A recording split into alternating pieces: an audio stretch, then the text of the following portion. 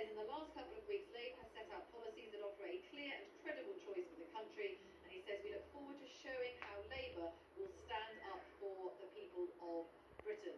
So they will be voting with Theresa May tomorrow. That's the vote that will get her that election on June the 8th as she wants. Now, I spoke to senior Labour figures a few weeks ago about speculation about an election, and they said yes, they are ready for that fight. They believe that if Jeremy Corbyn gets out around the country, gets the publicity, they think that he can win people over. Now, as you say, the polls have not suggested that. It will be a huge test for him, someone who, of course, has been a backbench MP for most of his long career. This will be on a completely different scale to anything he's done before. The glare of the media on him relentlessly for several weeks.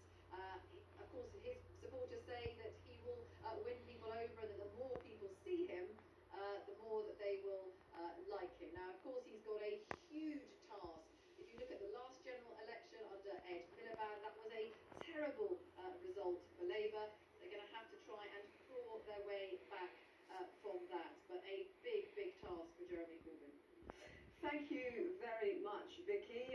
Just hearing from Paul Nuttall for UKIP on Twitter. He says every vote for UKIP in this general election will be a reminder to the Prime Minister that the British people want a clean Brexit with restored borders. We're also hearing from the Scottish Labour leader Kezia Dugdale. This country faces a significant and historic choice as we approach the UK leaving the EU. At the last election in 2015, we said this would be a clear choice between a destructive Tory party and a better future with Labour.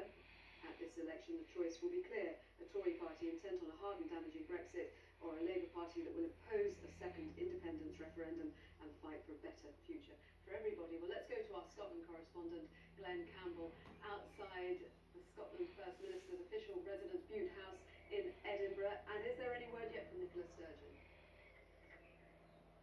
Well, the First Minister and SNP leader Nicola Sturgeon watched the Prime Minister's statement here at her official residence in Edinburgh, but she has not yet formally responded to it. The SNP, having had their best ever general election result in 2015, winning 56 of the 59 available seats in Scotland. In those circumstances, I'm not sure they would relish the possibility, the potential for an early election, and certainly the political opponents think that they could make gains in these circumstances.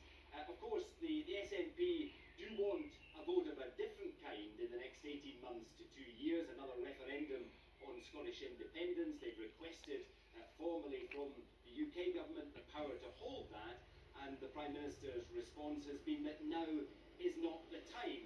And I think there'll be some focus on that phrase from the SNP in their responses. The party's deputy leader, Angus Robertson, has said, well, whatever happened to now is not the time. If now is not the time for an independence referendum, the SNP, I think, will question why now is the time for a general election. But already Mr Robertson framing the contest in Scotland as a straight choice between the SNP and the Conservatives. In terms of opinion polling, the SNP remain the first place party in Scotland, the Conservatives in second place, and Labour in third.